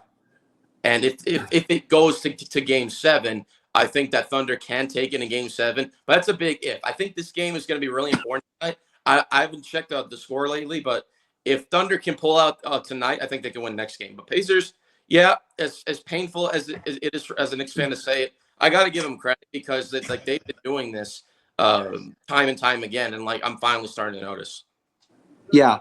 Now, to give you an update on the score right now, it's 53-50 OKC with 3:19 left to go in the second quarter.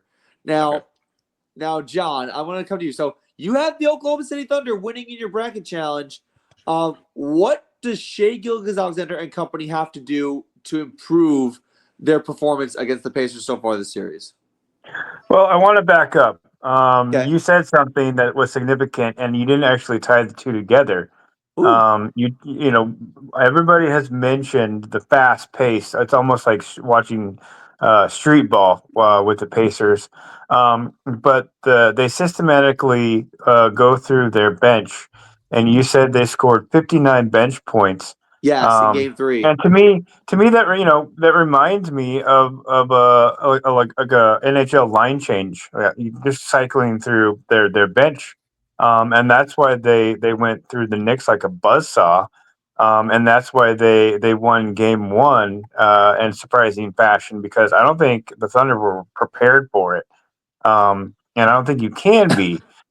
But this series honestly reminds me of when Utah Jazz would play the Bulls, and it was Stockton and Malone versus Jordan and Pippen, right? That's what it reminds me of.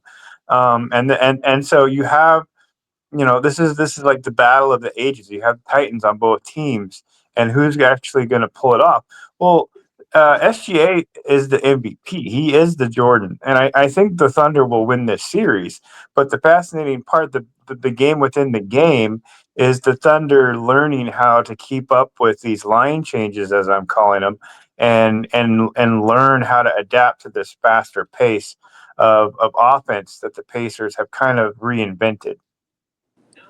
That's fair. That's really strong. I mean, I did mention bench. It just slipped my mind. But I looked at Game 3 and I saw 49 bench points.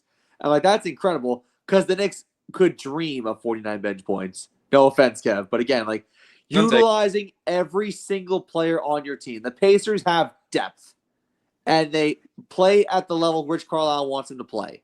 And like you said, I think the Thunder were kind of punched in the mouth, and I don't think they know how to handle it in Game 1. So I think that was a wake-up call. They're up a little bit right now before the half, so we'll see what happens at the end of Game 4. But I'm going to ask the whole panel the question. Loro, do you think the Thunder go on to win Game 4, yes or no? I'm going to say yes. I think we're going to even up this series. I think we're going to see OKC wins Game 4 and 5. I think we're going to see Indiana force a Game 7, and I think Indiana will take Game 6. Interesting. Alec, what do you think? Stephen A. Smith said before this game that whoever wins Game 4 is winning the series. I beg to differ here. If the Pacers win Game 4, they go on to win the series. If the Thunder win Game 4, it's a wide open series. It's not guaranteed whoever wins in this one, because it's back to a best of 3. It's 50-50 if the Thunder even this one up. Correct. Logistics. But the Thunder have known how to bounce back from adversity before. They were tested against Denver, and they won Game 4. They're undefeated in Game 4. So are the Pacers. So that cancels each other out. I would say the Thunder close this one out, but they have to find a way to stop the Pacer onslaught in the fourth quarter. Because when you look at the point differentials quarter by quarter, first period, one side in favor of OKC. First period. I'm getting hockey and basketball all mixed up. My apologies. Because I'm focusing too much on the Stanley Cup final. That's just to get over me. But first quarter, dominated by OKC. Second and third quarter, slight edge to OKC. Fourth quarter, firm grip in control by the Pacers. So the Thunder need to focus on the fourth quarter, on shutting down this Pacer attack. And I think they squeak out a narrow victory here in Game 4 and send this back to Game 5 tied. Interesting. John? I think the Thunder pull it off. I mean, they've been slowly edging the Pacers in this game 1 point at a time. They were down in the first quarter and they've come back. And I just think that they're going to continue doing that. I think they have the Pacers figured out. I think they'll win this game. All right, Kev. Yeah, I'm the same. I agree with Al. Like, I think that they barely squeak out a victory here, maybe less than 5 points when all things said and done. But I do think OKC will steal one tonight in Indy, and then the next game, I feel like Thunder are gonna go up 3-2, and I do agree with Laura. I feel like the Pacers are gonna force a Game 7 because they kind of have to if it comes to that point. And yeah, I see Thunder winning by not by that much. Okay. I'm going to say the Thunder win Game 4 as well. I think we get an even 2-2 after 4, much like the Stanley Cup Finals. And we also have Games 5 and 6 on the board if we do get a Game 4, if the Thunder win. But now it's time for my favorite segment. And this is for all of us to chime in, fresh, fine, or fried. Now, these gentlemen know what is about to go down. Usually I would have a guest do fresh, fine, or fried, but something caught my attention earlier this week that really got me irritated, and I felt like I had to take fresh, fine, or fried. I even asked the guys, can I take fresh, fine, or fried this week? And they said yes. So let me go into something that I think really annoyed me. So for those of you who don't know, the House of Representatives or Congress of the United States approved that all colleges would have to give NCAA athletes their money up front. Okay? But now, apparently, our Congress has decided to debate over other things, like the future of college sports. Now, let me just say this. I think NIL is solely the reason why we're in this position with college sports. Because NIL absolutely killed any sort of validity that college sports has. And to me, if college sports is taken away or downgraded or even exiled because of NIL, then that's an absolute joke. Because college sports has been the forefront of economies. It's been the forefront of schools and universities. And to take it away because of NIL and exploding, I think would be bad. Now, let me just read a paragraph of what I found on Yahoo Sports, okay? Because of the blank majority in the House, the bill, even without blank support, could work its way, and keep in mind, I'm bleeping out political words, could work its way out of committee and onto the floor, where a vote along party lines may see approved and then shipped to the Senate for a similar process. However, despite a blank majority in the Senate, legislation there faces a much more difficult path of filibuster without 60 Senator votes. That includes blank Democrats or blank. Oh, I'm going all over the place. A similar draft bill exists in the Senate from Texas, who has spearheaded negotiations over a college sports bill in that chamber. 5 senators, blank, have held regular in-person gatherings over legislation since March. No agreement has been reached, but blank seems determined to introduce a bill soon. The hurdles in reaching an agreement include 1, the breadth of liability protection and to which entity to grant those powers. 2, the anti-employment clause and its duration. And 3, long-term medical and healthcare support of athletes. So what this basically means is becoming abundantly clear, without federal legislation, the NCAA and power conferences fear that the stream of legal challenges against its rules will continue, even with the House settlement structure.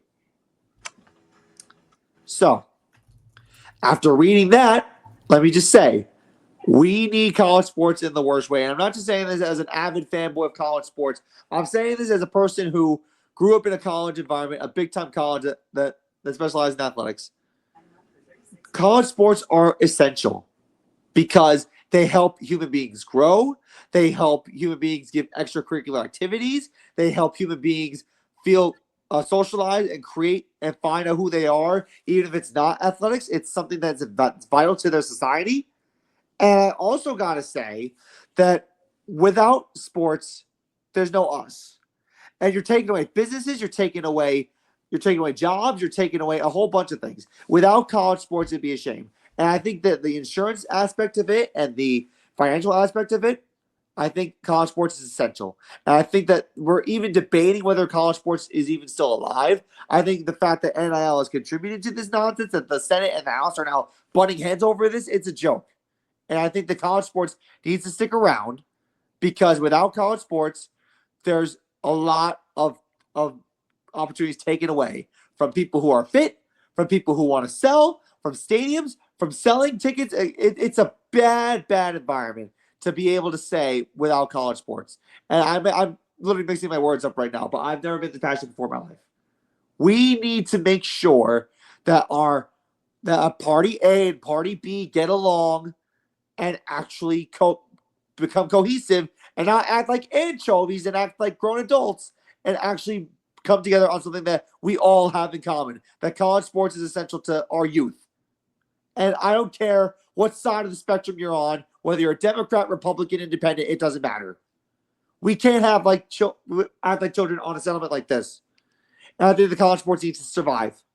Whether you like it or disagree with it, it's essential.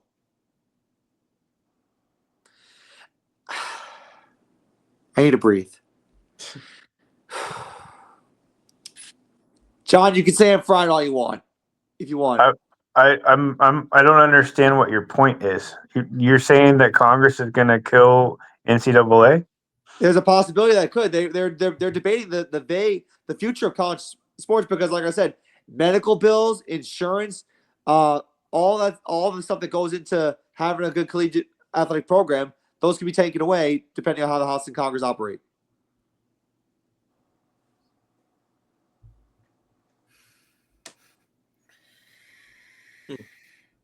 So Matt, I'll start off the rating in this way. I'll say that that's a fresh take because when I looked at it, it's a very precarious situation because like we've talked about all the time to where like we want to keep politics out of our sports, and this just takes it to a different scenario here, and I don't want that getting in the way of college sports because I don't want the future of college sports to be determined by political parties and all that because of this nonsense. So I would say that's a fresh take from you. I'm curious to see what John and Alec have to say about it, but I agree. John's probably going to rip me a new one. What do you think, John? Fresh, fine, or fried? I'll let Alec go first. Okay. I had to breathe for a moment so as to hear all of this. But after hearing all of this, I'm going to say, like how Wendy's makes their hamburgers, it's fresh, not frozen.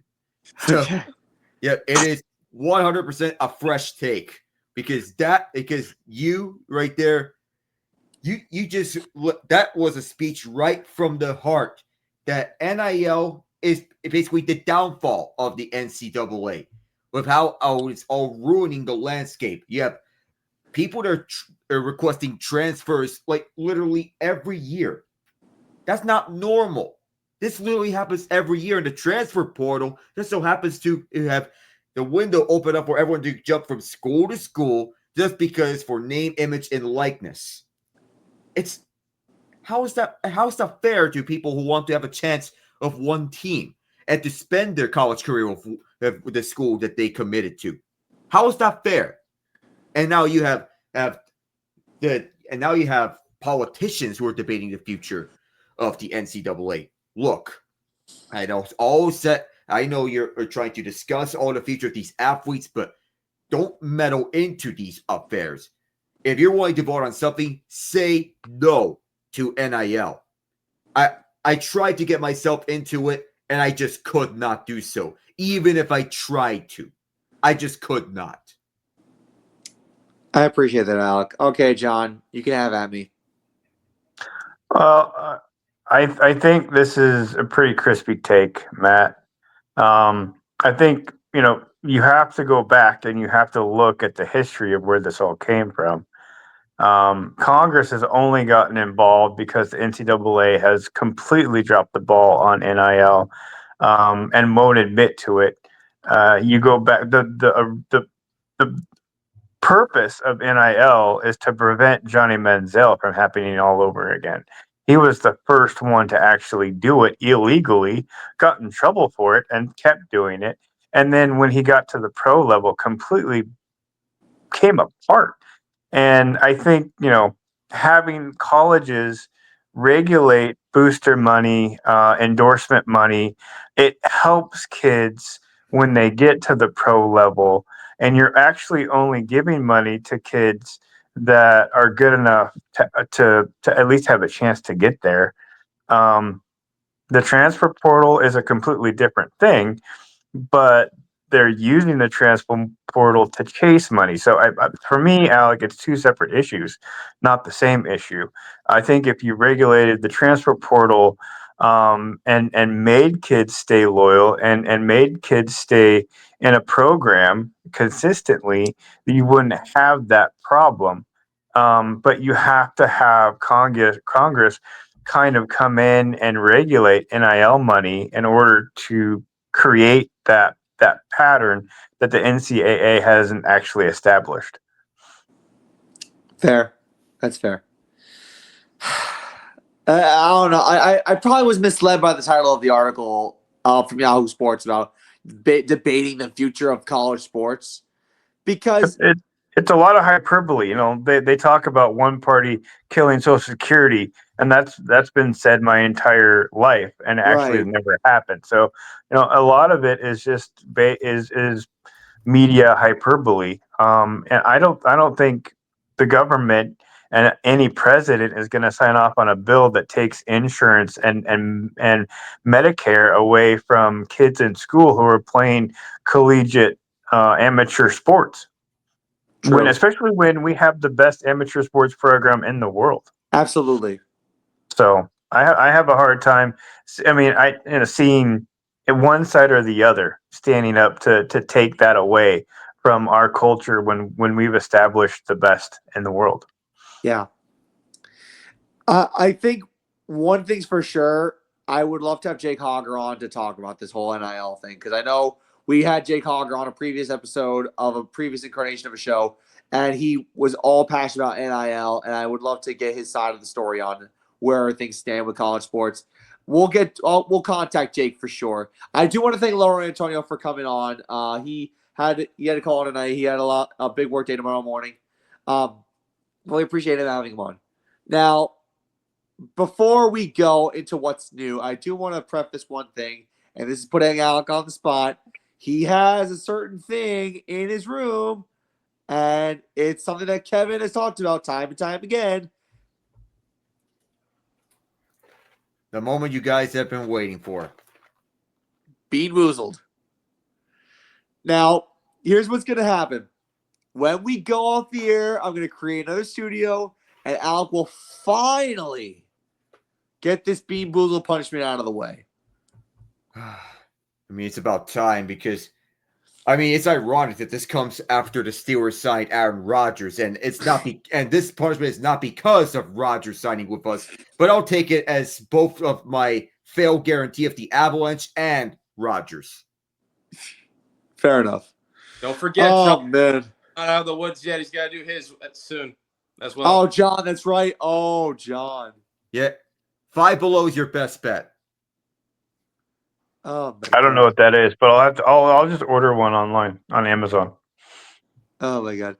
Okay, so before we call it a show, we got to get into the one thing that I think would tell people what's new in our lives and updates on what we're doing with our content as well as other stuff. Now, before we actually do get into what's new, you could follow us on multiple platforms. We have an Instagram at Foursquare Sports. We have a website, foursquaresports.wordpress.com. Yes, I'm going to try and get the WordPress out of there as soon as I possibly can. We have a Twitter account where a old friend of ours wants to link up with us to have a Twitter collab. Spoiler alert: his name is Patrick Rush. We'll get into that We'll get into that after we sign off. We also have we're gonna make a Facebook account. We're gonna have a TikTok. Now, who's gonna be in control of TikTok? Not me. I don't like TikTok. But I can promise you, John or Kevin or I will do a fantastic job managing a TikTok account. Also, on our Instagram page, we will have stuff along the lines of snippets of previous episodes. We will have special guests on as many as we possibly can. As far as the scheduling goes, July 5th, which is Saturday, will be when we record, because Friday, the 4th of July, we need to celebrate our independence because it's America. Hell yeah. But now that's my little spiel for this whole what's new. But anyway, Alec, what's new? So continuing on from what it was over the past week, the past 2 weeks, John Ott and I will be covering the remainder of the Stanley Cup final, and I'll also be covering the rest of the NBA finals. So I decided I'm skipping over tonight so as to do this show with you guys. But the rest of the way, John and I will cover the Stanley Cup final, and I'll be getting the NBA finals, no matter how long each series will go. So tomorrow, it'll be Game 5 of the Stanley Cup final, which will be returning to Edmonton at Rogers Place, the home of the Oilers. So they'll have home ice advantage the rest of the way in Game 5 and Game 7 if necessary. Game 6 will be on the 17th, and Game 7 of this series will be next Friday. So if this does not go to 7, then I'll miss next week's episode. If this goes to 7, I'll miss next week's episode. But if it does not go 7, then I'll make it to next week's episode. So stay tuned, everyone. You can follow along on the action. That Yinzer Alec on Twitter and Twitch. That is spelled DATYINZERALEC.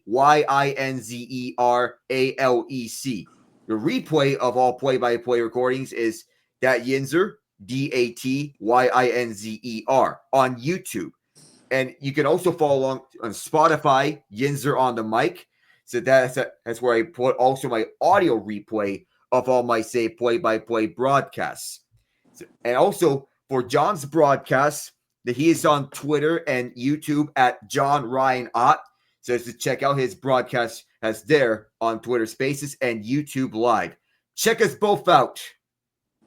Awesome. And I bet you're really excited about the conclusion of these two series. Oh, for sure. No matter who wins the NBA Finals, they're the deserving champion, 100%. The Stanley Cup Final, I would love it to have either storyline go which way. Yeah, it's gonna be fun. Kevin, what's new? Not really much is new. LSN Sports, Legacy Sports Network. It's kind of in the off season right now. Nothing's really picking up until August, whenever football comes back around. But when football does come back around, like whenever we start getting into August or when it's about to come up to it, I do have a second Instagram account that I have called KevinZPXP, where I post just solely my broadcasting stuff. And I have a few clips of like when I called some football games like a few years ago, think like 2022 and 2023. I've had some great calls there. So like kind of like hype everyone up for when the football season comes around to where like we can promote LSN and stuff like that. So stay tuned for that. So it's KevinZPXP on Instagram, all lowercase, and Legacy Network, LSNsports.com. Expect more Pasadena games to be called. Of course, I'll be there for all the Dickets and Gators, the Dickets and Gators games, and probably we'll see if I do some Houston ISD games as well. I'm hearing that we might get a couple of more schools on the program as well, so we'll see what comes of that. But yeah. Awesome. That's awesome. All right, John, what's new? Let's see what's new. Just finishing touches on our radio station.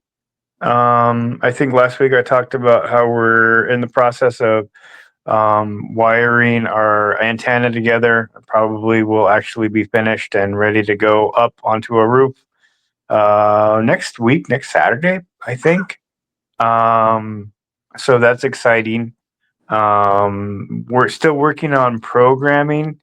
I have a conversation I kind of want to talk to you guys about off air, but that's a Sure. different story. And just actually, I've been doing a lot more writing. The Pac-12 is kind of in the process of coming back to life. And one of the cool things that's happening is Gonzaga University is considering putting a football team together to be in the Pac-12 next year. So that's really fun. I'm kind of excited to see what will happen there, and if they actually will put a football team on. Having a Gonzaga helmet on my shelf would be really cool. Wow, love that that. that sounds awesome. All right, what's new with me? So first off, on a personal sense, Sammy and I will be together for almost 6 months. That's accomplishment. That's number one. It's very hard to be together with a girl for 6 months, but Sammy has been awesome. Little personal side note, not sports related, but still, it's great. I have the Equinox with Carl McGlosky on June 17th. I've been tuning into a lot of College World Series. I've been tuning into a lot of MLB. Baseball is going to be in full swing because the NBA Finals and the Stanley Cup Finals are almost over. I'm also just working on the website, working on the Instagram, working on the YouTube channel, being the workhorse that I am, and also I don't know if there's monetization in it, but my dad has hired me to be a part of his company as far as a marketing perspective goes. I'm putting up interviews for his IT company, and I've been editing and doing a very good job at that. That's cool. Not to glow, but I'm a damn good editor when it comes to videos. Awesome, man. But that's the main thing with me when it comes to what's new with me. But that is pretty much what's on the table. Now we will be back next Friday, June 20th, 2025 to record. This video will go up tomorrow, which will be June 14th, 2025, which is Saturday. But from Alec, Kevin, and John, I'm Matt Sirianni. Thank you so much, everybody, for tuning in to tonight's episode of Foursquare Sports, where we're sports at its core. Check back with us next week. Patrick Rush, I got in contact with him about a Twitter collab. He wants to do that. I thought that was really awesome that he invited us to do so. But God bless you all. This has been Foursquare Sports, sports at its core. Take care, everybody.